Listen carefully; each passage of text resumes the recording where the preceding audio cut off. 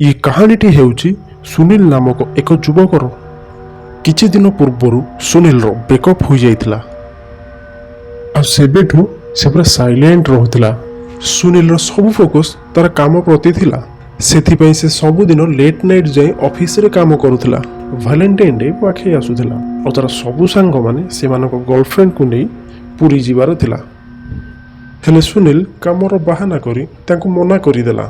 सुनील टिके उदास थिला कारण एही वैलेंटाइन डे रे ता पाखरे केही भी नहांती। वैलेंटाइन डे रे सुनील ऑफिस रे ही काम करूथिला एवं काम करी करी हठात थका लागिला जेतेबेले से ऑफिस तळको कॉफी पीबाकू चली आसिला।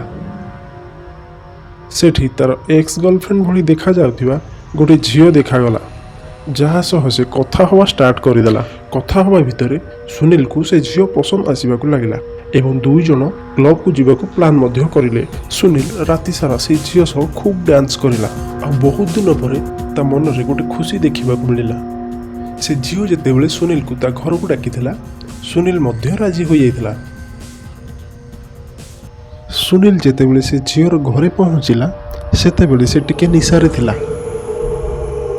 सुनील जेतेबेले घर भीतर को गला ताको बहुत अजीब लगिला। से घर गोटे अजीब से स्मेल आसुला जिनथरे कि सुनील को निश्वास नबारे प्रॉब्लम होतला। फिर भी सुनील से झियो को विश्वास करी ता सह बेडरूम को चली जाइथिला।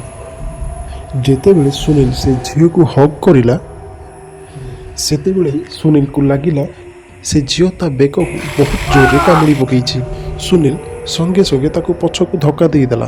धक्का दऊ दऊ से देखिला जे से झियोर चेहरा पूरा चेंज होबाकू लागिला। एमिति देखा जाउथला कि गोटे भयंकर आत्मा भली।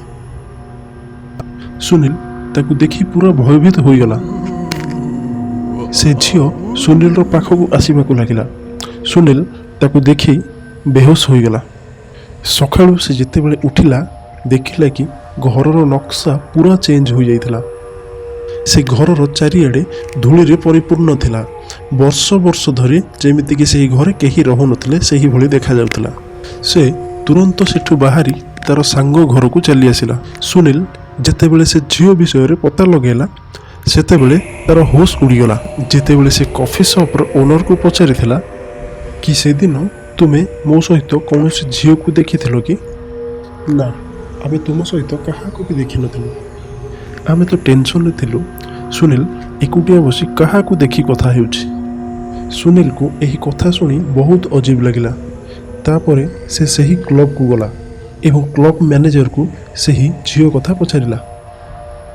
तेबे क्लब मैनेजर ताको सीसीटीवी फुटेज देखाइथिला।